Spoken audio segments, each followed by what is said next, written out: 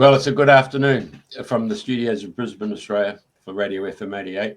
And naturally enough, at the very top of the Northern Hemisphere is our co-host, Andrina. And she's broadcasting today from Glastonbury.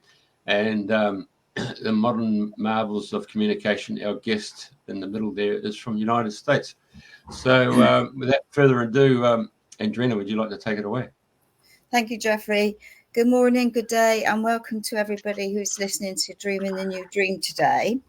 And it is my great pleasure to have Mark Patterson on the show, who is now 5 a.m. for Mark. So welcome, Mark. And it's so lovely to see you and have you on the show. Oh, thank you, Andrina. Thank you so much for having me on the show. I'm honored to be here. Thank you. No, it's our pleasure, and I can't wait for you to share your story. So for people that don't know you, you had a near-death experience. Was it when you were 16? Yeah, that is correct. However, as I always point out, that I always say I'm a latchkey kid from Iowa. And as a child, I always knew things about people. I always saw lights around people. I always knew things. I had encounters with ETs, angels, other dimensional beings, and of course, or unfortunately, I should say, I was always told, "Don't talk about that. Why do you know that? Don't say that. You shouldn't know that." And I was told that I was crazy. I have no idea what you're talking about, and that's just stupid. And so, unfortunately, you learn not to trust yourself. You learn because there's so many. You know what you experience, you know what you see. That you're being told that you're crazy, and so by the time I was, I want to say 13, 14 years old. I was turning to drugs and alcohol because I didn't want to see stuff anymore. I didn't want to know things anymore. I didn't want to feel stuff anymore. And so that accumulated to a high school party at the Canterbury Inn in Coralville, Iowa in 1986, where I chugged a fifth of vodka, 4 beers, 2 glasses of wine, and probably about 4 wine coolers in about 90 minutes. Oh, my God. And so my body went into cardiac arrest from acute alcohol poisoning. Andrina, my skin was green, purple, and black. And I was completely unconscious and dead on the floor of the bathroom at the hotel suite at Canterbury in Coralville, Iowa. And the next thing I knew, I left my body. I was having a near-death experience, and I was trying to call out to my high school friends, my classmates who just, not that long ago were going, go, go, go, chug, chug, chug, chug. And of course, anyone that's had a near-death experience will tell you that, when you first leave your body, it's scary because all of a sudden you realize that you're not in your body anymore. Mm. And then I was greeted by my grandfather, Russell, who passed away when I was around 3 years old. And I knew who it was immediately, even though I have real vague memories of him. And then I went into the light, and there was like the Elohim. The Elohim in the Old Testament refers to those who sing hymns to God. And you hear this beautiful angelic music. There's all this peace, all this love, and all this harmony. And then they took me to these angels, and I was guided to these angels. They were about 7 feet tall. And there were 7 angels. They were 14 feet tall each. They were female in appearance. And there was a review of my life. And anytime I was angry, resentful, or blamed other people, and of course, that's all that we really ever do when we're teenagers, they asked, how does that relate to love? And everything in our life is an opportunity to express love. Forgiving is forgiving your love away. If you're always forgetting the car, the house, the Rolex watch, the material stuff, if you're always forgetting those things, forgetting them, you are forgetting who you really are. And they introduced me to a being that was probably about 30 feet tall and had a tremendous amount of love for me and compassion for me. And in this multi-dimensional universe, you're aware of that. You're Mark, who was in my body from conception to 16, to this other being that was 30 feet tall. And they explained to me, or Russell actually basically told me, that I was going home, that Mark was going on with him. And so I thought, wow, I really messed up. I kind of dropped the ball in that experience. And the angels and this being, like in the telepathic communication, described in great detail sacred geometry, healing through sound, frequencies, vibrations, parallel lives, parallel universes, past lives, and the Melchizedek priesthood and this hierarchy system. And in an instant, this 30-foot being that was male in appearance, that had tremendous love and compassion for me, formed into an icosahedron, which is a platonic solid, and entered my body into my heart and brought me back to life. So in a sense, I'm a walk-in. So I walked in from higher dimensional levels of consciousness and awareness to come back through time and space into a 16-year-old body. And, for about 3 or 4 days, I was receiving a lot of information about timelines and different things about my own life. And everyone seemed to be about this big. And especially my mom, yeah, it was really confusing as to where I was and what was going on. And about the 4th or 5th day, everything snapped back into place. That I was Mark. I was a sophomore in Iowa City, Iowa, going to West High School, and that was my mom, and it's kind of what this is who I was. And so I embodied the life of Mark Patterson. Wow. Yeah, amazing. So how did you deal with things after it's been at such a, like 16 is still a young age, isn't it? And if obviously you haven't got the family support of understanding what you've been through or anything. So, yeah, I mean, people ask me that all the time, and so I was kind of socially awkward and shy, before this happened. And then, my gosh, the whole thing made me even more psychic. It made me more intuitive. I started knowing things more. In fact, a couple months after that, I was up in Door County, Sturgeon Bay, Wisconsin, with a childhood friend. And one morning I went to, because Peter and I had played in a baseball tournament. I played baseball back then. And I went to Peter's mother one morning and I said, look, you need to call your daughter and tell her not to come up. Her daughter had just got engaged and they were coming up to join the family. And I was just real adamant. I said, your daughter shouldn't be here now. And Peter's mom was like, I know that we're arguing and you're not used to us seeing that. It's going to be okay. I go, no, you don't understand. She shouldn't be here. And then later that night, I was like, she can't be here. You need to call her and tell her not to come. Well, they got kind of upset with me and they basically put me on the Greyhound bus next morning and sent me back to Iowa. And unfortunately, their daughter was killed in a car accident on the way up, going up from Iowa to Wisconsin. And I was like, this is crap. I did what you told me to do. And now you have, now someone's dead. And so I didn't drink alcohol, but I think I smoked marijuana, hashish, sensimillion. I did something almost every day from 16 to 19 because I didn't want to, I didn't want to feel, I didn't want to know, I didn't want to sense anything.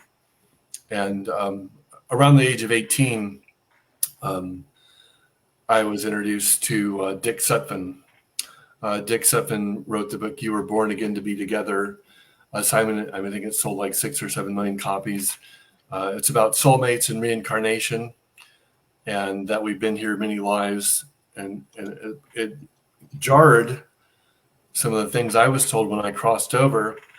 And then I was introduced to Jerry Bowman and Joe Albiani. Jerry Bowman was a Vietnam vet. He was a trance channel. Joe Albiani was an attorney out of Boston. Now, most people have probably never heard of Jerry Bowman or Joe Albiani, but you've heard of Shirley MacLaine. Shirley MacLaine's channel was Kevin Ryerson, or medium, and Kevin Ryerson was channeling John the Apostle. Well, Jerry Bowman was channeling John the Apostle. Jerry would go into a trance state and John would speak through him. Well, after listening to John a few times on cassettes, they did the Out of the Ordinary show the Out of the Ordinary show in Los Angeles, California on KIEV. Listening to John a few times, I found John speaking to me just like you and I are talking right now. And John would say things like, we never use the truth to be right. We never use the truth to make others wrong. We never use the truth to score points for ego. The kingdom of God is within you. Why do you seek anything else? A master is not called a master because he himself says so. A master is called master because those who witness him say that he is master. And I mean, there was a lot of, profound information. And John Lazarus and many others spoke to me for many years, especially my dreams from about 18 to 25. And unfortunately, when you're 18, 19 years old, there's too many blondes, there's too many brunettes. There's Nature Boy Ric Flair, woo, and there's and sports and things until you get distracted. And 30 some years later, you go, maybe I should have listened a little bit more. Maybe I could have, paid attention a little bit more. John recently has come back to me in my dreams and has given me started giving me messages again. So and I was shooting all this information, and but these things are real, and that's what's really sad on this planet is that we make contact with ETs or aliens and we're told that we're crazy.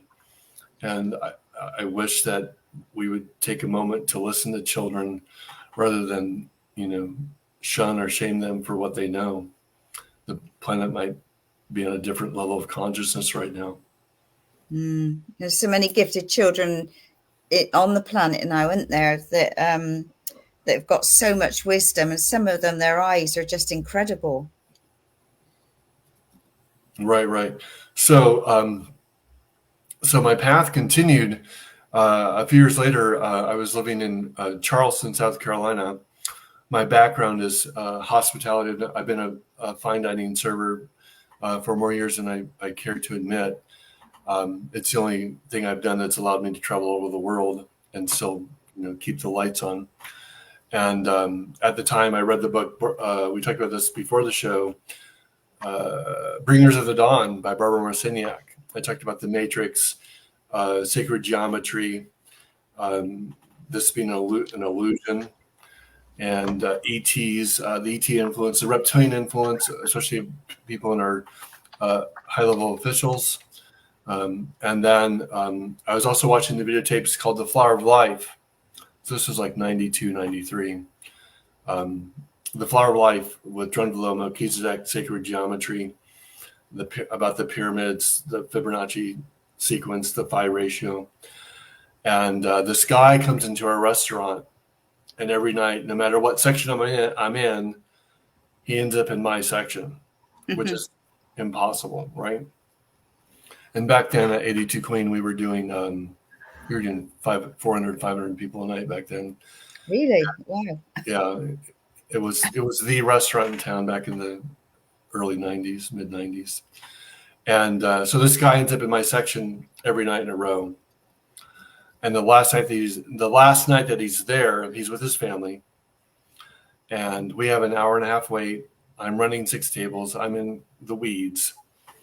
And I'm taking his order and just, hey, we're here we are again, And this angelic voice, this female voice comes to me and I can kind of see her at the kind of the side here to my right, and she goes, "We need you to talk to him." And they're pointing. His name was Sean. I did not know that at the time. We need you to talk to him about the videotapes you're watching right now. I'm going, yeah, right. Yeah. Yeah. What am I going to say to this guy? So I flat out said, no, I'm not doing it. I'm too busy right now. And they're like, no, you really need to do this. So Andrina, I go to leave from the table, and I get physically pushed back by an unseen force back in front of the table. True story. So they're like, no, this is really important that you do this. It's really important that you do this. So I'm thinking about, what the hell am I going to ask this guy? So I go, "Are you a mathematics professor? I mean, what am I going to say?" And he looks at me and he goes, "Mark, what did you really want to ask me?" Really? I love it. Yeah. And I'm like, well, I'm watching these videotapes about sacred geometry, the pyramids, which I'm sure you know nothing about. And he goes, "Drunvalo Melchizedek, you have those videotapes? How did you get those videotapes? I have to have those videotapes." And I find out what his name is, and because back then he really didn't ask what the guest name is, it's more common now. He didn't do it back then. And so his name is Sean, his name is Roger. His son, who's my age, was Sean. His name is Roger. So Roger goes, he tells me, he's like, "I have to have these videotapes." I tell Roger, "They're not mine, but I will call Rosemarie, who gave them to me, and see if I can give them to you." So it was late at night by the time I got home. So the next morning I call Rosemarie and I go, "Hey, this guy is adamant that he has to have these videotapes. I've kind of watched them a few times. I think I've got it. And can I give them to him?" And Rosemarie just goes, "Sure, I guess so." So a few months later passes by, and again I go to work that morning. And as I get to work, the female angel comes back to me, the same one that told me to talk to Roger about the videotapes. And she goes, "We need you to go to your manager." And her name was Missy, Melissa Miller, Missy. And "We need you to go home." I'm like, "I just got here. They're expecting me to work today. It's like, what are you talking about?" They go, "No, just, it'll be okay." They always tell you it's going to be okay, right? That's one of the favorite things they'd say. "Hey, Missy, I'm not feeling well. Is it okay if I go home?" It's like, "Yeah, I guess so. We're not going to be that busy today anyway." And so as I leave, and back then it took me about 20-25 minutes to walk from work to where I lived. The angel comes back to me, and she goes, "Please go directly to your apartment," or it was a carriage home. A carriage house, which is common down in Charleston. "Please don't stop anywhere on the way." So great. So then, Andrina, as I go home, as I open the door, the phone rings. It's Roger calling me from France, and he says, "How would you like to work with Drunvalo Melchizedek in person?" Mm. I'm like, "Yeah, where is it at? What's going on? What do I need to do?" And it was in Copecrest, North Carolina, or Copecrest, Georgia, which is actually really close to where I'm at now. It's on the North Carolina. I don't think you can pull it up on the map anymore, but it's real close to the North Carolina, Georgia state line. And he said, "Everything's been paid for. Thank you for the videotapes." So I got to spend about, this is November of 93.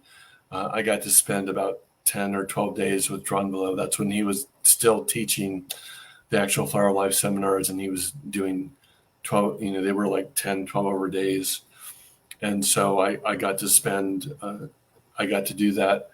And why I've told this story many, many times, because it shows that we are guided, and that I really am convinced that, life was never meant to be a struggle, but we struggle with who we really are. And that inner struggle becomes in this reflective quality, because one of the 7 truths of the Essenes, and Jesus was an Essene, is that everything in life is a reflection of you, and everything is a mirror of you. And so as we learn not to resist ourselves, as we learn not to struggle and resist who we really are, that path of least resistance unfolds for us. And we get to that path of least resistance through meditation, through being still, through being quiet. But we are guided. I mean, I've told, based on my near-death experience and countless other people's, one, you've never done anything wrong. I know that's hard to get, but the reality is there are only actions and consequences. We put all this guilt, shame, fear around the things that we do. They're only actions and consequences. Second of all is that you are loved. You are loved immensely. And since my near-death experience, about 3 or 4 times, I've been allowed to return to heaven, I guess what you call it, and as a reminder of how much, I am and we are loved. And the other thing is that you're never alone. Your guides, your angels are always with you. And of course, people will ask over and over again, if there's so much love, if God loves us so much, there's all this love that you talk about, why do bad things happen to good people? Right? Why does life suck? Well, you wanted someone to forgive, or you wanted to be forgiven. You agreed this time I am going to show the power of love. I am going to show the power of love, compassion, and forgiveness, and what it can overcome. The greatest example, and this is what Christians talk about when they talk about that Jesus, quote, died on the cross because he loved the world so much, or that, kind of that line, Immaculée, her name is Immaculée, Rwanda, Congo, 1994, civil war broke out, great atrocities. She was on Oprah. She's been on countless shows. She and 7 other people had to live in a bathroom for 91 days to survive the civil war that broke out in Rwanda, the Congo. And after all the dust settled, she was given the opportunity. They gave her like a baseball bat and a machete. And they kind of found the main perpetrators who really set off the Civil War and who were responsible for killing all of her family members. And they said, do whatever that you want to with this guy. And she didn't do it. She really expressed love and forgiveness and compassion, and that's really what it's all about, to express love no matter what happens to you, which is, again, what we started the show with, or my story with, is forgiveness, is forgiving your love away no matter what happens. And of course, we forget all of that. We forget the power of love, and we get into our anger, resentment, our blame, our jealousy. We forget that we make contracts with individuals. We make soul agreements. Psalm 139:16 says, every day of my life was recorded in your book before a single one had passed. Back in the 1800s, they were called predestined Presbyterians. And I do believe that much of our life is predestined, that we plan it out before we come here. Otherwise, it doesn't make any sense. We choose our parents. We choose where we live. We choose our circumstances. And we at the soul level, we say that we are going to show the power of love. And then here we have a mind and ego, and instead we show the dysfunction of fear. And the chaos of fear rather than the power of love. And going back to what John told me, 30 some years ago, the kingdom of God is within you. Why do you seek anything else? I think that's a really powerful statement. And he wouldn't just say that to me. He would say that, or someone just posted the Course in Miracles out. That's very true. That's came from the teachings of Jesus. And, I'm going to share this because I think this is, and I've said this to people, and because I've done expos and conferences all over the world. I've spoken in front of before. I went on before Dolores Cannon at the Wake Up Now conference back in just before she passed away. I think she passed away in 2012. So this is 2011. And I've talked about this, and we talked about this before going on the air, that, Christians say that Jesus is the Son of God or God because it says so in a book that they wrote. Jews claim that they are the chosen people because it says so in a book that they wrote. Islam or Muslims say that Islam is the one true religion because it says so in a book that they wrote. I mean, the concepts of being chosen and being saved they're all man-made concepts, and they are the very thing that keeps us separated. We have God, you don't. We're saved, you're not. It keeps people in fear and separation of each other. So from my own near-death experience, religions are a great disservice to humanity. And I mean, look at the Inquisitions, the Crusades, the witch. The church didn't kill witches; they killed women and children. The greatest, the Catholic Church, in my opinion, is the most corrupt institution on the planet has ever seen. The Inquisitions, the Crusades, they committed genocide against Native Americans on not one but two continents. The pedophile priests. I mean, I can go on, and you know what? It's all done in the name of God. Yeah, totally. Yeah, I mean, it's, and we talked about this before going on the show, that the conflict that you see in Israel and Palestine has been going on for 40,000 years. It began with the Anunnaki brothers, Anil and Inkel, the two brothers, that because one group wanted humans to remain slaves to mine the gold for the Anunnaki, and the other group wanted the humans to be free. So it's the same. I mean, it's the same story over and over again. We have God, you don't. This land belongs to us. This land, no, it's our land. And the Native Americans said it the best: the land doesn't belong to you; you belong to it. Totally. Yeah.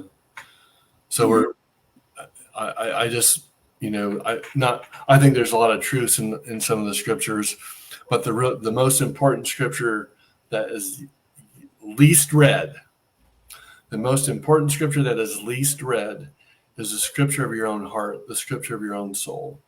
And that is where you will find, real truth. Not, Billy Carson talks about this, the Bible was never written in real time. It was, no one was dictating what Jesus said as he was saying it. The Christian Bible that you read now, it started in 325 AD by Roman Emperor Constantine. He canonized certain books, the books of truth, the books of Mary, the books of Thomas, the book of Judas was all removed from the Bible because they put the power of God within the individual and not the power of God in the church. And then in 553 AD, karma and reincarnation removed from the Christian Bible at the Second Council of Constantinople by the Nicene decree. So, I mean, as you know, that if I tell you a story by the time that story reaches to the 12th or 15th person, it's a completely different story. Yeah, what a story.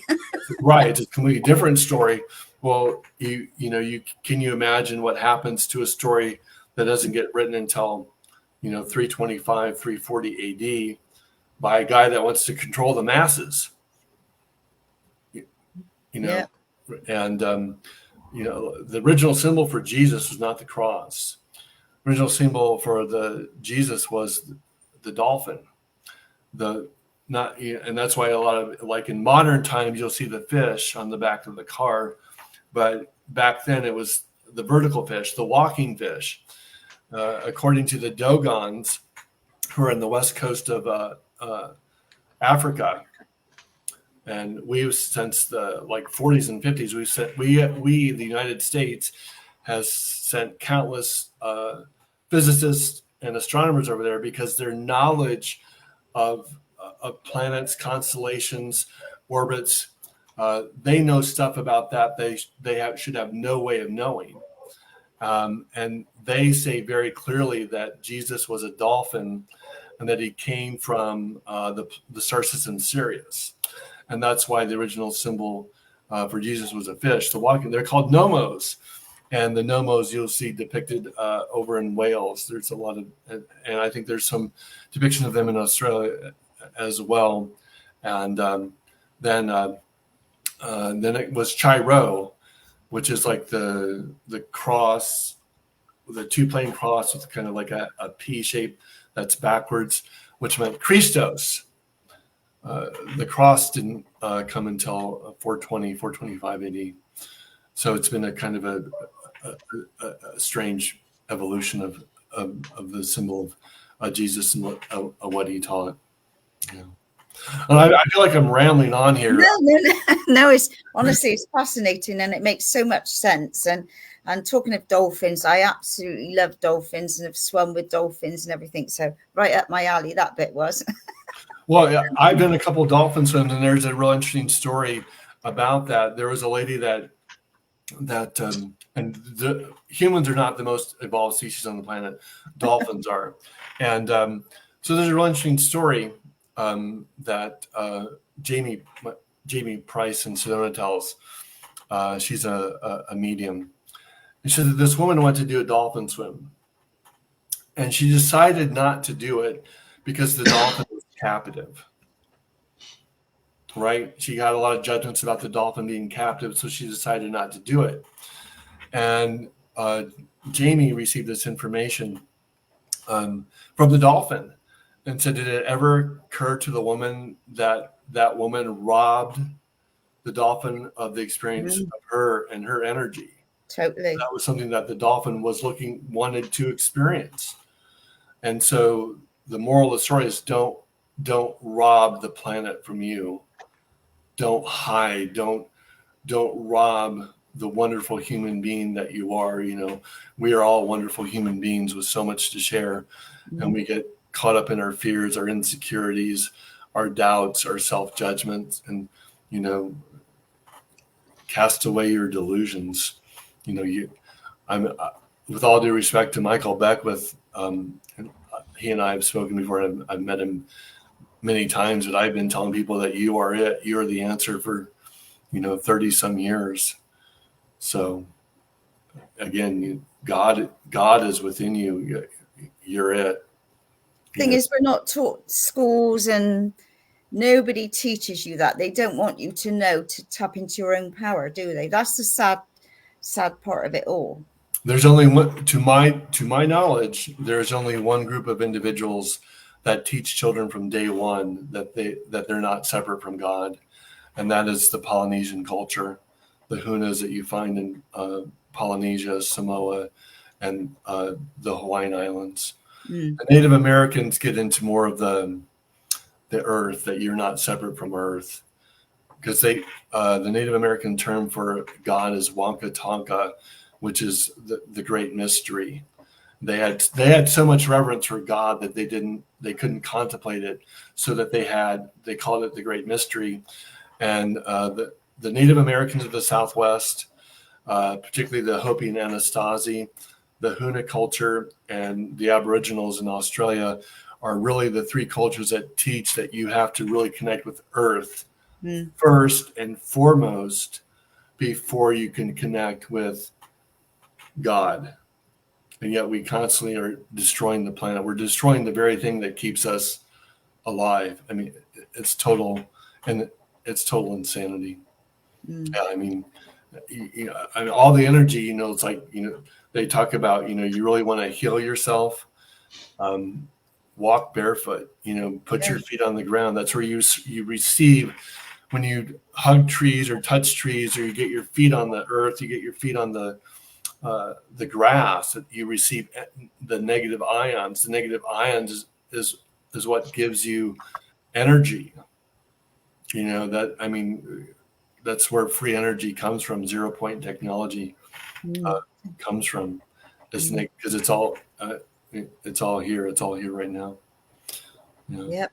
Yeah, and that's right. And I often look at these flats in like abroad, really, and there's layer after layer after layer, and I think, God, all these people are so ungrounded. They've got no back gardens, and not every one of them goes into nature. So I do find that. When you walk around the trees, they've shown that it calms you down. It lowers your blood pressure. That's a fact. So speaking of nature, I guess I should talk about sound healing because let's get to the nitty gritty now, because that's my passion, is sound and healing. So right. So I'll have to go back to the Hopi and the Anasazi, because the Hopi and Anasazi elders would sing to their crops. And they showed that when they sing to the crops, they would produce kernels of corn the size of most men's thumbs. It's also said that in Hopi legend, it says that grandmother Spider Woman sung the web of existence of the universe. The word universe means one song. The word person is Greek for persona, through sound, right? And then, excuse my French, but when people orgasm, they tend to make this instead of an sound. Now, what's interesting about the sound is that Buddha, Yogananda, Krishna, Sai Baba, Mir Baba, and Jesus' name was, they say his name was Yeshua or Yeshuva. Others believe his name was Yahuwah. So the sound is in is all the master's name, and they found that when you do the sound and you run it through like Hans Gen cymatics, that sound produces the Sir Yantra. It produces the geometric shape of the Sir Yantra, which is the 27 interlaced triangles, which is the Hindu symbol for God. And it doesn't kind of look like it. Doesn't, well, maybe if I tilt it at an angle, it'll look. No, it makes it, and it makes it each and every time. So the sound is the sound of creation itself. And of course, in the Judeo-Christian Bible, it says in the beginning was the word, was the sound, was the word of God. Now, there is a farmer, Dan Carlson, in Wisconsin, and he found out about Rive technology because his wife was having health challenges. And Rive technology is just the idea that you can run it like with gallstones and kidney stones. Medical doctors run a sound wave through gallstones and kidney stones, and they break it up. Well, if you have a cancerous tumor, it's kind of the same thing. Greg Braden shows in a video, like an X-ray, like a sonogram, that he takes sound waves and Qigong healing, and they dissolve a tumor in 3 minutes. It's live. It's like a live sonogram. So Dan Carlson got interested in Rive technology, which is using viruses are crystalline structure, right? You have an alto, soprano singer. They can break up crystalline structure, crystal glass, right? Same concept. This is not, it's not too way out there to understand this. So Dan became fascinated with sound and sound waves, and he knew about the Hopi legends and the Hopi myths of singing to crops to create them to grow. So he found that when he ran a 5,000 hertz frequency into the fields, it was like 4,000 or 5,000 hertz frequency into the fields, that it generated a 400% greater yield. I didn't say 40, I said 400% greater yield sound wave through the hertz, right? The 5,000 hertz frequency into the sound. Well, then he became fascinated with everything in nature. What is it vibrating at? What is its frequency? Well, Andrina, he found that when birds chirp in the morning, they sing at 5,000 hertz. Birds are literally singing life into the planet every morning, but let's kill all the birds, right? Yeah. We're freaking morons, And then when crickets chirp at night, they sing at 2,000 hertz per second. They're literally closing everything down. Everyone, got into the uproar about over here in the United States about the cicada broom, the brood that's going on, the two cycles, a 13-year cycle and 17-year cycle merging. What they don't realize is that the cicadas vibrate. They're vibrating. Mm-hmm. They're helping raise the energy of the planet. We just instantly go into fear. It's ridiculous. The word apocalypse doesn't mean doom and gloom. The word apocalypse is French for removing the veil. Mm. And that's, and that's what's happening right now. I don't like the word ascension. We're not really ascending. We are restoring earth to heaven. We are remembering who we really are. We are returning, or we are restoring our spiritual gifts. That is what's unfolding on the planet, because all the dimensional realities are right here, right now. Mm. You see those images, like you look at it one way and there's one image, you turn another way, there's another image, you turn it a third way, and there's like 3 or 4 images, but they're all in the same plane, right? They're just merely superimposed on top of each other. And depending on what light reflects back to you determines what you see. Well, that's the nature of reality. What light frequency you see determines your level of consciousness. And this is why the Aztecs and the Mayans said that this is an illusion. New Age people can get into their heads and say it's an illusion. It's real. It's an illusion because you only see about 2% of the light spectrum that's out there. Mm-hmm. We know that bees see colors that we can't see. We know that dogs hear sounds that we can't hear. It doesn't mean that they don't exist. It just, we are not in tune to them. We are not in alignment with them. I like the word alignment because it's about being in alignment with, who you are.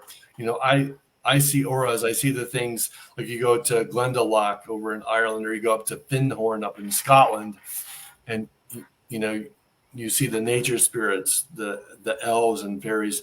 And I've been seeing. So I lived in Sedona, Arizona, from like 2002 to 2016, somewhere around there. But I first went to Sedona in 1989, and I went to Airport Rock, and I saw them as a kid, but something about being on that vortex at Airport Rock opened that up again. So since I was 19 years old, I've been seeing the sprites, the fairies, the elf. So they're real. It's part of mainly out of Celtic folklore, but they're definitely real, and they're always, the earth beings are always helping us.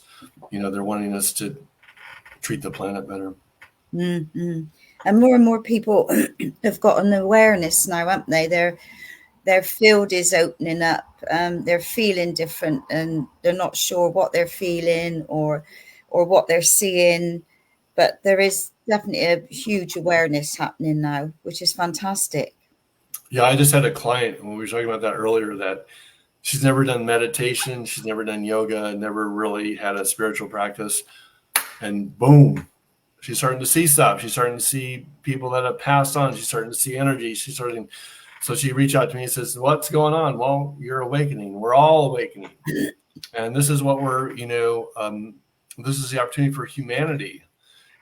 Are we going to evolve? Are we going to return Earth, or are we going to return heaven to Earth, or are we going to merge with AI? Are we going to merge with, quote, the beast? I mean, the biggest threat to humanity is AI, and there's no other way. I mean, I think there's some things about AI that, like doing creative things or helping diagnose and helping treat illness is good, but there's aspects of AI that are extremely not so good. Yeah.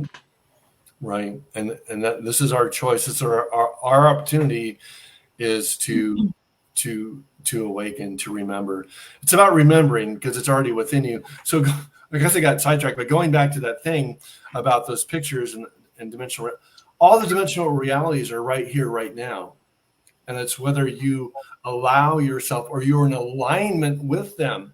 If you're in alignment with them, you would see them, you would sense them, you would feel them, but they're all right here. Jesus said, the house I live in is contained within many mansions. He was talking about the multidimensional aspects of reality.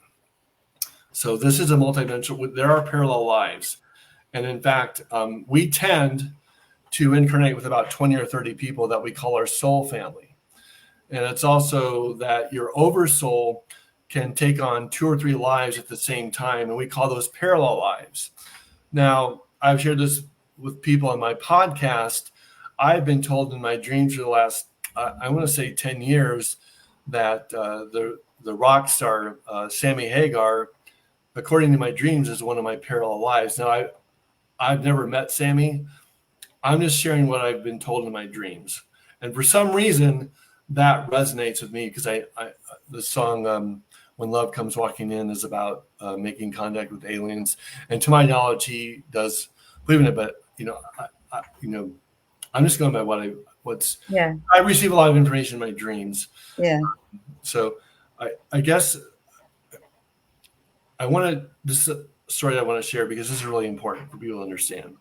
And then we'll see where we're at with everything. I hope I'm not boring anyone to death. So. Oh, far from it. Okay. It's fantastic. Keep going. All right. I feel like sometimes I'm like a walking encyclopedia of New Age information.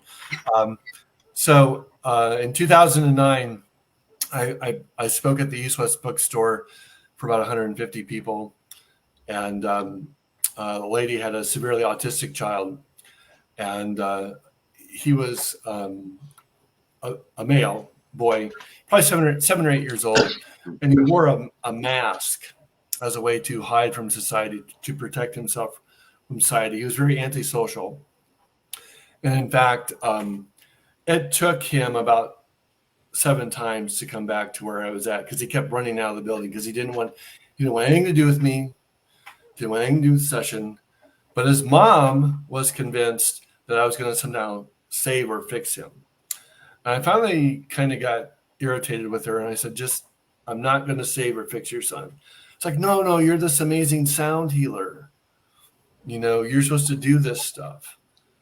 And I go, no, your son's fine. No, stop, lady. Just stop. Just sit down over there. If it doesn't work, go get your money back. I don't care. So Abraham told me about a week before in my dreams that if I really wanted to help this kid, to become still with him. Sure, why not? So I must have had a lot of guides and angels around me because I created a Zen state almost instantly.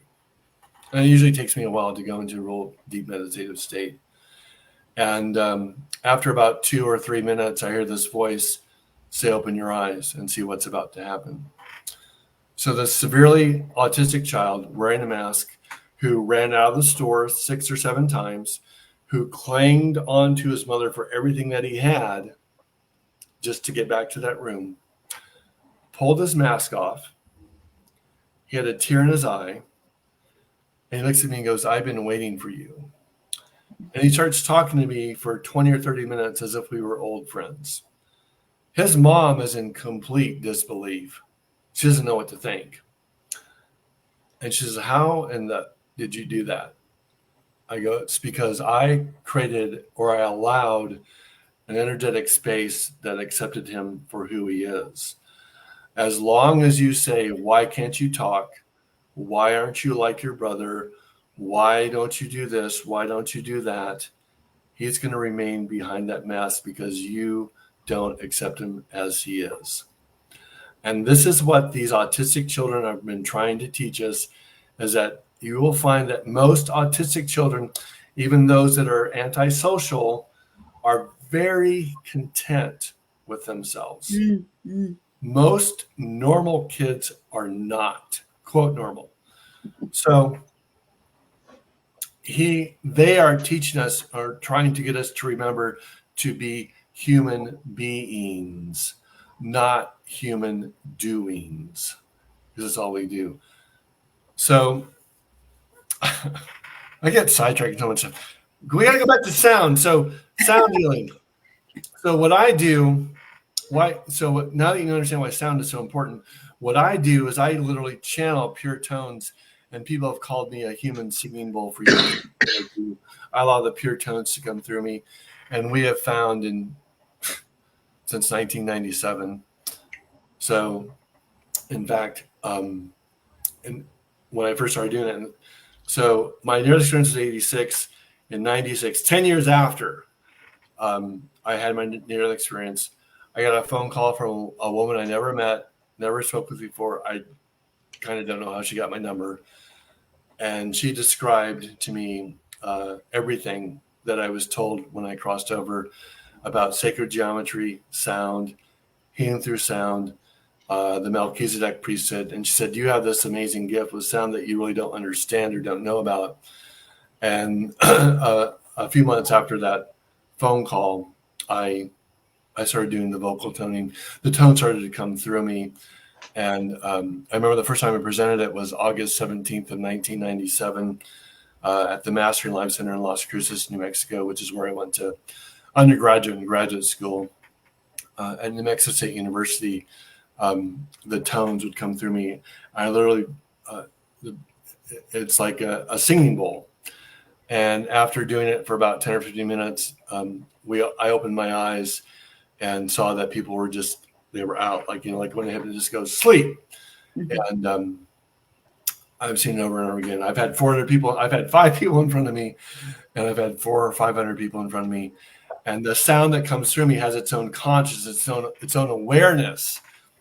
And it knows that if person A has pain in their lower back, person B has pain in their hip, person C has pain in their neck, it'll go to each individual's greatest point of pain and break it up. And what that sound does is it gets you to focus on one thing, that sound, so you're able to let go and release everything else that your mind is going on to. The other thing it does is it clears your space. The reason why people can't sleep at night is because they carry so much stuff into their energetic field before going on to bed. They go arguments they had with their kids, arguments they had with the spouse, they're not happy at work. They carry all that stuff into their energy field before going to bed at night. And so what the sound does, and my sound files are available on my website, is that those sounds clear energy field out so that you can actually relax and let go, because sleep is so important to you. Mm-hmm. It's another aspect of reality. In fact, the Native Americans taught that dream, I think Aboriginals do this as well, that the dream time is just as important as the waking time, if not more so. So the woman who called me at 1:30 in the morning, she's a real person. I met her. We met up at the Four Corners Monument, and then I met her up in Oregon. But I have not heard anything from her since 1999. I really don't know what happened to her. So, but she gave you the information, eh? She validated, because when you're 16 years old and you have that experience, you kind of wonder, was that real? Did that really happen? And then she basically really validated that whole thing, and really, because when I was a kid, I used to dream over and over again that all the gifts I didn't go to Disneyland until I was like 37 years old. All the gifts, Winnie the Pooh, Tigger, feeling love, feeling that you belonged was inside my bedroom closet. And I would dream over and over again as a child that I was inside my bedroom closet, where I felt love, where I felt that I was wanted, where all the gifts, all the magic was found inside my bedroom closet. Well, 40 years later, you realize that the dream about inside the bedroom closet was about inside your own heart. Mm. She also told me about that dream too. She knew about that dream. Wow. Yeah, because I get a lot of information in dreams. I can't always understand them, but I've been a dreamer for years and years. So yeah. So how does one switch that so you can understand what they're about? Because sometimes I think, God, what in the hell was that about? Well, I think one of the things is sometimes you receive direct information. Mm. Don't go to Zimbabwe or whatever. Don't go to Morocco. Like I've had dreams about being invited to Morocco when I get kidnapped. So if anyone invites me to Morocco, the answer is no. Right. So, but other people will say that, when you dream about other people in your dreams, it's actually just you. And so what is that person representing to you in your life? And it's about figuring that out, they'll say that, like someone from your past is coming into your life. Well, that person may come back into your life, or it may be someone that is energetically identical to that person that was in your past. That happens to me a lot. They'll say so and so, and then after interacting with the person, oh, you're just like, right. Because we tend to create the same things over and over again until we evolve. The word evolve is the only word in our dictionary that has the word love in it. Mm. That's what we're here to do, is we're here to evolve. So Definitely. Because I know that you're a hypnosis and you do past life regression and you also do Qigong. So is this your full-time work now, or have you got other work besides doing all these other things? No, my background is still the restaurant hospitality industry. Yeah. So I mean, and I do. So it's the balance then, I suppose, eh? Right, and I would love to get out there and speak in front of large groups of people again. And I think the last thing I did was 2017, probably January of 2017, with James Twyman happened to be up there, and James Twyman wrote the Moses Code and Spiritual Warrior, and he was in the audience, and I started talking, and he took his video camera out and started videotaping my talk. I took it as a compliment. So yeah, of course. Mm. Yeah. I like his work a lot. He's doing a lot, some of the world peace stuff. Assisi, Saint Francis of Assisi, the Peace Village. Yeah, I think that's what he's doing now. So, but yeah, I mean, I would love, and then I have my universal power cards available as well, the sound files. I resisted for years. I had people say, well, why don't you do past life regression via Zoom? I said, I don't want to do that. And then finally I started doing them, and I found them to be tremendously successful. I mean, much more successful than I ever imagined. And or just regular hypnosis sessions via Zoom are very successful. Yeah, you are the abundance. You are the abundance that you're seeking. And then I have the one that's about validation. But I think my favorite one is the presence, and you are the way. I love that. Yeah, God believes in you. Yeah. So yeah, my father was a holy roller, so I can. Holy roller. He was a holy roller, Southern Baptist, brimstone and fire. Boy, he had the Bible memorized, and I remember he would go, Mark, you just get me so confused. I just don't know what to think, Mark. But he had a real hard time with my practice the presence. I like that one a lot. Yeah. So you designed all these? Some of them, yes, I did. Yeah. Others stuff I got some help with it. Well, that's my favorite one right there. You are the way. I love that one. Yeah. That's nice. Yeah.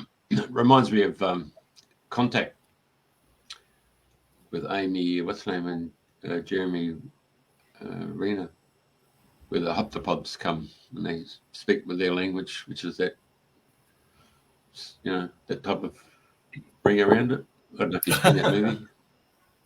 Contact with Jodie Foster. Yeah.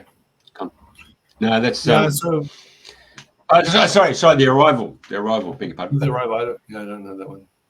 But okay. The movie Contact with Jodie Foster and Matthew McConaughey, and then Stargate with Kirk Russell and James Spader. Both of those came from Drunvalo.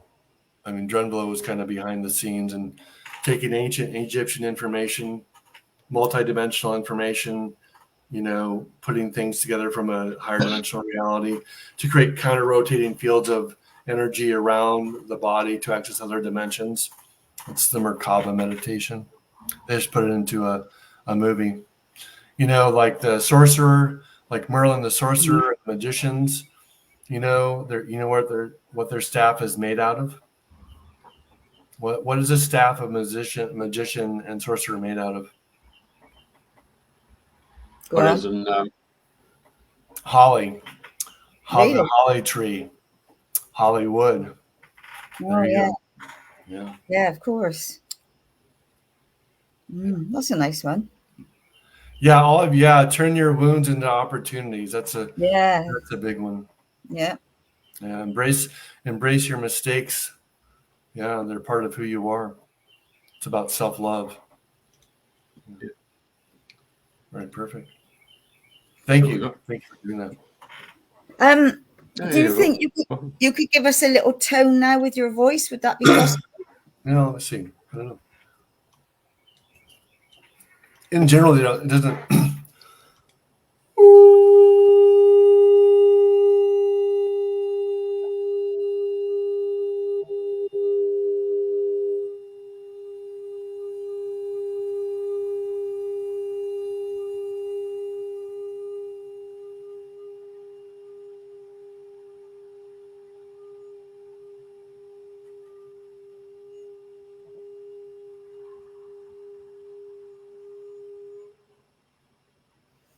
It tends to cut out through tech. That's why I have like a $200 Sennheiser microphone. I have a audio mixer. I have a nice Marantz, and we've tried to do sound healing online. And those people, for some reason, the tones they cut out. So I don't. Well, thank you anyway. I don't know. We had a lady years and years ago come on the radio station, and she talked about Dr. Tomatis's work, the French ear, nose, throat specialist with sound therapy. So when you started the tone, I thought, oh, that's interesting, because it's not a tone that you would hear from a male, particularly. Yeah, I can get really the drones, get into the drone sounds of the didgeridoo. I can go a little bit higher than the one I just did. So, but the human voice is the most remarkable tool that humans have. You cannot underestimate how powerful your voice is. I remember in 2005 when I went over to Ireland. I was over in the UK for 4 weeks, and I was in Dublin, and there was a soprano and alto soprano outside in the streets of Dublin singing, and there was 30 people, and we were all on our knees. It was one of the most angelic experiences I've ever heard in my life from a human voice. And sound is, the Gregorian chants, or listening to someone like Pavarotti.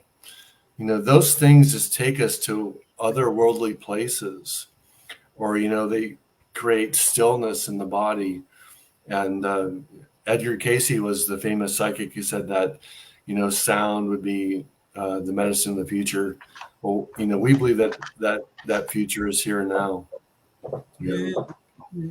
I'll tell you something that make you laugh is when I was doing voice workshops, when I take people through the tones, then at the end I would do the ah sound. So I'd get everybody to just do the ah, and over and over. And anyway, I was listening to people doing it, and I could hear them all going "arr." And I thought, oh my God, my accent! I had to explain and spell it so that they did it the right way. Like, Right. And I also when we get people to do, like, I have a Starseeds group down in Charleston that I do once a month, and we get people to do sound, and all of a sudden the illusion of being separated disappears. The guy that just won the Nobel Prize for entanglement theory shows that there is no separation. What you do affects planets, affects solar systems, affects stars, because everything is woven together. There's everything is connected. It's connected. The Egyptians called it the net. They talk about the net or the grid or the web of the universe, and Jesus said, even when you hurt the least of your brother and you're hurting me. I wish religious leaders would read that line over and over again and burn it into their minds. My God. So that, there's really no you. It's a collective. We are a collective, and what's happening on the planet, why Earth is so important right now, is that when we do this thing that is unfolding right now and restoring heaven to earth, and the greens and the rivers of Africa shall be restored, as it says in the scripture.